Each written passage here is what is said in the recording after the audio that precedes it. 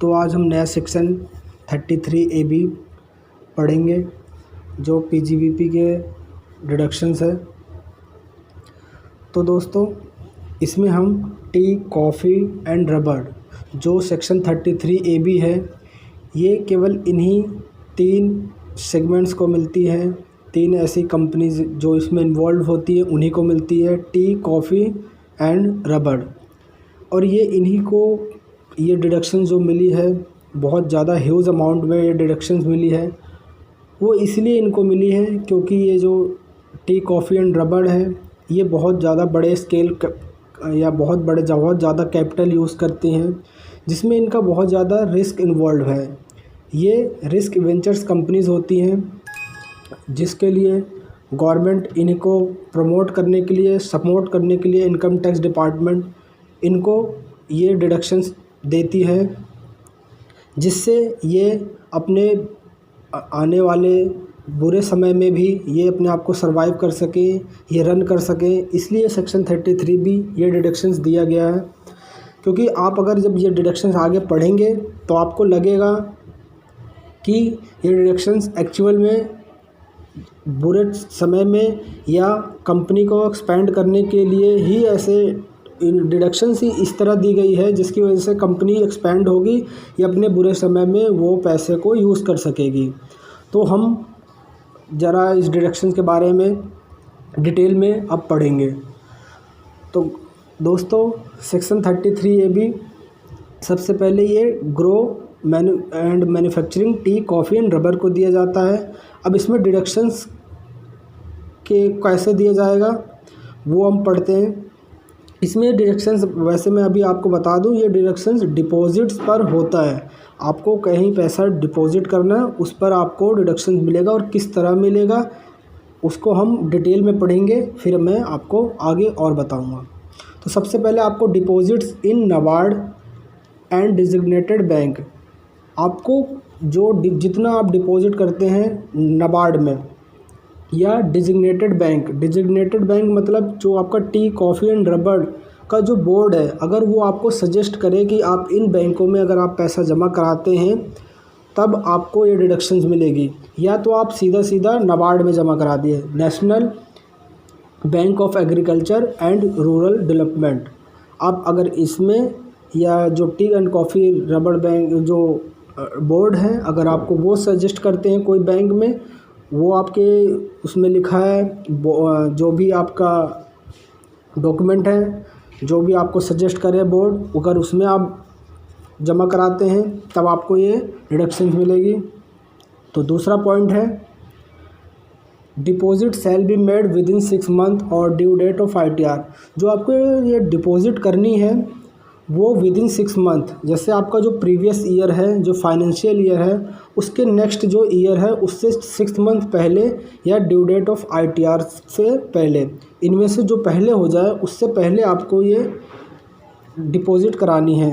जैसे 2019-20 का assessment year 2020-21 है तो 2020-21 में आपको 6 मंथ्स पहले या उसकी जो ड्यू डेट ऑफ ITR है उससे पहले ही आपको ये डिपॉजिट करानी है। वैसे ये बड़ी लार्ज स्केल कंपनीज़ होती हैं जिनकी ड्यू डेट ITR वो ऑडिट के बाद ही होती है क्योंकि ये सभी फर्मों को ऑडिट करानी पड़ती है। तो आपको 6 मंथ का पहले ही आ जाएगा, 6 मंथ से पहले आपको डिपॉजिट करानी पड़ेगी। तो थर्ड पॉइंट पढ़ते हैं quantum of deduction, most important point जिसको आपको समझना है। तो आप ध्यान से सुनिए, अमाउंट ऑफ डिपॉजिट और 40% ऑफ बिजनेस प्रॉफिट, इनमें से विच एवर इज़ लेस। कहने का मतलब है जो आपने नाबार्ड या डिजिग्नेटेड बैंक इनमें अगर आपने जो डिपॉजिट किया है वो अमाउंट और 40% ऑफ द बिज़नेस प्रॉफिट ये डिडक्शन से पहले के जो आपका पीजीवीपी जैसे कैलकुलेशन होती है, जैसे प्रॉफिट की कैलकुलेशन होती है उसका 40% जो प्रॉफिट और या जो आपने डिपॉजिट किया उनमें से जो कम होगा वही आपका डिडक्शंस मिलेगी, उतनी की ही आपको डिडक्शंस मिलेगी। जैसे आपने अमाउंट ऑफ डिपॉजिट आपने 50,000 के किया और आपका 40% बिजनेस प्रॉफिट मान लेते हैं 1 लाख। अब मैं यहाँ आपको लिख के दिखाता हूँ फिर आपको ज़्यादा क्लियर हो जाएगा। जैसे 1 लाख मानते हैं आपने डिपॉज़िट किया और आपका बिज़नेस का प्रॉफिट आ रहा है टोटल 2 लाख, तो 2 लाख में से आपको 2 लाख का आपको 40% निकालना है। तो 40% कितना हो गया? 80,000। तो विच एवर इज लेस, तो इसमें से आपको अमाउंट ऑफ डिपॉजिट जो 1 लाख है और 40% ऑफ द बिजनेस प्रॉफिट 80,000 में से जो कम है, ये 80,000 कम है, तो 80,000 की डिडक्शन मिलेगी। तो मतलब 2 लाख में से आप 80,000 माइनस करते हैं तो आपको 1,20,000 पर आपको टैक्स देना पड़ेगा, जो स्लैब रेट होगा इन पर। तो गाइज़ आई होप आप समझ गए होंगे कि अमाउंट ऑफ डिपॉजिट और 40% of the business profit which ever is less. और हाँ, आपको 33AB डिडक्शंस देने से पहले जैसे PGBP की डिडक्शन कैलकुलेशन होती है प्रॉफिट की, उस तरह से आपको कैलकुलेशन करनी पड़ेगी। ऐसा नहीं है कि आपने पहले डिडक्शंस दे दिया फिर आपने करा। तो अब पॉइंट ये आता है कि अगर हम हर साल डिडक्शंस लेने के लिए और टैक्स को बचाने के लिए जो गवर्नमेंट ने हमें ये डिडक्शंस दिया है, अगर हम हर साल उस पैसों को डिपॉज़िट करते जाएंगे तो क्या हम उस पैसों को यूज़ नहीं कर सकते या वो पैसा कभी निकाल नहीं सकते? तो दोस्तों इसमें कुछ ऐसी कंडीशंस है जिसमें आप पैसा हमेशा पूरा निकाल सकते हैं। जैसे अगर आपका फर्म डिसोल्यूशन हो जाता है या किसी की डेथ हो जाती है या आपकी कंपनी डूब जाती है, इंसॉल्वेंट हो जाती है, तो इन पैसों का आप यूज़ कर सकते हैं, निकाल सकते हैं। लेकिन गाइज़ अगर आप उन पैसों का आप किसी और पर्पस के लिए यूज़ करना चाहते हैं तो गवर्नमेंट ने इसको प्रिस्क्राइब्ड कर रखा है। आपको इन पैसे जो ये पैसा होगा आप इन चीज़ों के अलावा आप नहीं और कहीं किसी तरह से भी आप यूज़ नहीं कर सकते। तो वो अपनी प्रिस्क्राइब्ड स्कीम के थ्रू ही बताया गया है कि आप इन्हीं चीज़ों में ही ये पैसा लगा सकते हैं। तो सबसे पहले हम पढ़ लेते हैं कि किन चीज़ों में आपको पैसा नहीं लगाना है। तो हर बार ये चेंजेस होते रहते हैं, लेकिन कुछ चीज़ें ऐसी हैं जो हर साल इस सेक्शन में हमेशा रहता है कि आपको वो चीज़ें नहीं खरीदनी है। Must not be purchase residential purpose और ऑफिस पर्पजेज़।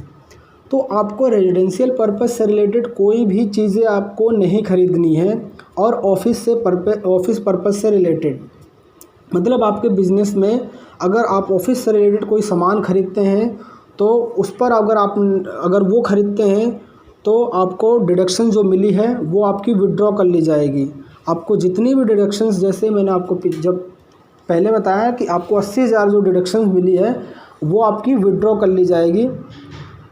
तो आपको इन दो चीज़ों से, जैसे रेजिडेंशियल और ऑफिस से पर्पस से रिलेटेड, आपको जो हैं आपके एसेट्स नहीं होने चाहिए और डिडक्शंस अलाउड 100%, मतलब वो भी आपको एसेट्स नहीं खरीदने, प्लांट एंड मशीनरी नहीं खरीदनी है जिस पर आपको उसी साल में 100% की डिडक्शन अलाउ हो।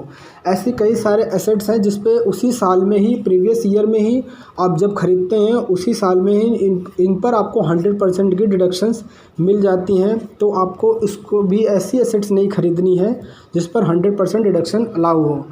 तो कुछ ये पॉइंट है, जैसे रेजिडेंशियल पर्पज़, ऑफिस पर्पज़ और जिन पर डिडक्शंस 100% अलाउ होती हैं वो नहीं खरीदनी है। तो आप ऐसी कौन सी एसेट्स खरीद सकते हैं या प्लांट एंड मशीनरी इक्विपमेंट ऐसे कौन सी फिर खरीदें? तो गवर्नमेंट ने साफ साफ प्रिस्क्राइब्ड कर रखा है। अगर आप अपनी जो प्रोडक्शन से रिलेटेड, जो आपके टी, कॉफ़ी एंड रबर के प्रोडक्शन से डायरेक्ट लिंक करता हो, जो आपके बिज़नेस को, जो प्रोडक्शन को बढ़ाने में, प्रोडक्शन को ज़्यादा एफिशिएंट में लाने में, ऐसी अगर आपने मशीनरी खरीदते हैं तो आपको पूरा जो आपके ये डिडक्शन, जो ये पैसा आपने डिपॉजिट कर रखा है आप उसका यूज़ कर सकते हैं। अगर आपने इसके अलावा यूज़ करा तो आपका डिडक्शंस विड्रॉ कर ली जाएंगी। अगर आपको इन चीज़ों में आपने ये पैसा यूज़ किया है, आपने अपनी प्रोडक्शन को बहुत ज़्यादा एफिशिएंट करने में या मैन्युफैक्चर करने में या एक्सपेंड करने में मैन्युफैक्चरिंग को, तो आपको इस पर जो आपने एसेट्स खरीदे हैं या प्लांट एंड मशीनरी जो इक्विपमेंट खरीदे हैं उस पर आपको डिडक्शंस जो विड्रॉ नहीं होगी। तो और किन किन केसों में आपको डिडक्शन विड्रॉ होंगी, तो पहले मैंने आपको बता दिया when withdraw money is not used as per the scheme. ये मैंने आपको पॉइंट पहले बता दिया कि विड्रॉल ऑफ डिडक्शंस तब कर ली जाएंगी जब आप एज़ पर स्कीम आप इस पैसा को विड्रॉ करके यूज़ नहीं करते हैं, तब आपकी ये जो है डिडक्शन आपकी विड्रॉ कर ली जाएगी। और दूसरा पॉइंट है, ये बहुत ज़्यादा मोस्ट इम्पॉर्टेंट है, क्योंकि इसी से एक सेक्शन से रिलेटेड आपको पूरी एक प्रॉब्लम आ जाती है। तो इसमें हमेशा ज़्यादातर ये आता है कि व्हेन की एसेट्स को आपको देखना, यह एक डेट आती है कि आप जो एसेट्स खरीदे हैं, आपने एज़ पर स्कीम तो खरीद लिया, लेकिन इस पर भी गवर्नमेंट ने कंडीशन लगा दी है कि आपको जो एसेट्स हैं उसको 8 साल तक आप बेच नहीं सकते, आप ट्रांसफ़र नहीं कर सकते। एज़ पर स्कीम अगर आपने नहीं ख़रीदा तो साफ आपकी डिडक्शन विड्रॉ कर ली जाएंगी। अगर एज़ पर स्कीम भी खरीदते हैं तब भी आपको ये परचेज़ करे हुए एसेट्स को आपको 8 ईयर्स तक आपको एक्वायर करके रखना है। तो इसमें एक्सेप्शन भी आता है, सोल्ड टू गवर्नमेंट। अगर आप इसको गवर्नमेंट को बेचते हैं तो ये एसेट्स आपको जो डिडक्शंस है ये आपको विड्रॉ नहीं होगी। तो इसमें साफ कह दिया गया है कि आप गवर्नमेंट को ये एसेट्स बेच सकते हैं। तो आपने यहाँ देखा है ये एक एक्सेप्शन है कि अगर आपने कोई भी एसेट जो ख़रीद रखा है, अगर आप उसको 8 साल के अंदर आप अगर नहीं रख सकते हैं, तो अगर आप उसे बेचना है तो आपको वो गवर्नमेंट को ही बेचना है और किसी को नहीं बेचोगे। अगर किसी और को बेचते हो, किसी और आइडेंटिटी को, तो आपकी जो डिडक्शंस है वो विड्रॉ कर ली जाएगी। तो हम एक बार जल्दी ओवरव्यू कर लेते हैं। तो सबसे पहले सेक्शन 33AB जो कहता है कि ये टी, कॉफ़ी एंड रबड़ कंपनी जो इसमें इन्वॉल्व होगी, जो ग्रो एंड मैन्युफैक्चरिंग में होगी, हम उनको ये डिडक्शन देंगे। और ये डिडक्शन को आपको अवेल करने के लिए आपको डिपॉजिट्स करना होगा नाबार्ड एंड डिजिग्नेटेड बैंक, जो आपके टी, कॉफ़ी एंड रबड़ बैंक आपको सजेस्ट करे, या आप सीधा नाबार्ड में आप ये डिपॉजिट करें। दूसरा, डिपॉजिट सेल बी जो मेड विद इन 6 मंथ, आपको जो डिपॉजिट करनी है विद इन 6 मंथ, जो आपका फाइनेंशियल ईयर है उसके नेक्स्ट जो ईयर होगा जिसमें आप रिटर्न भरेंगे उसके 6 मंथ से पहले या आपकी ITR जो की ड्यू डेट होगी उससे पहले, इनमें से जो पहले हो जाए वो। और क्वांटम ऑफ डिडक्शंस क्या है, अमाउंट ऑफ डिपॉजिट, आप जो डिपॉजिट करते हैं, या 40% of the business profit which ever is less, इनमें से जो सबसे कम होगा वो हम आपको डिडक्शन दे देंगे। और थर्ड पॉइंट, जो पैसा आप एज़ पर द स्कीम ही आप जो प्लांट एंड मशीनरी खरीदेंगे, अगर आपने उसके अलावा आपने एज़ पर द स्कीम आपने नहीं खरीदते हैं तो आपके जो मनी होगी वो विड्रॉ कर ली जाएगी। तो और दूसरा है कि आपने जो एसेट्स अगर आप एज़ पर स्कीम भी खरीदते हैं तो अगर वो भी आपको 8 साल के लिए आपको क्या करना होगा, आपको रखना पड़ेगा, एक्वायर करके रखना पड़ेगा 8 साल तक, उसको आप बेच नहीं सकते, नहीं तो आपकी ये विड्रॉ कर ली जाएगी जो भी डिडक्शन मिली है। और एक्सेप्शन भी दे दिया गया है, अगर सोल्ड टू गवर्नमेंट, अगर आप गवर्नमेंट आइडेंटिटी को बेचते हैं तो आपके जो भी डिडक्शंस है वे विड्रॉ नहीं होगी। आई होप ये आपको डिडक्शन समझ आया होगा, ये बहुत इंपॉर्टेंट है, ये पेपर में ज़्यादातर आ जाता है। तो गाइज़, अगर वीडियो अच्छी लगी हो तो सब्सक्राइब कर लेना और लाइक भी कर देना। Thank you.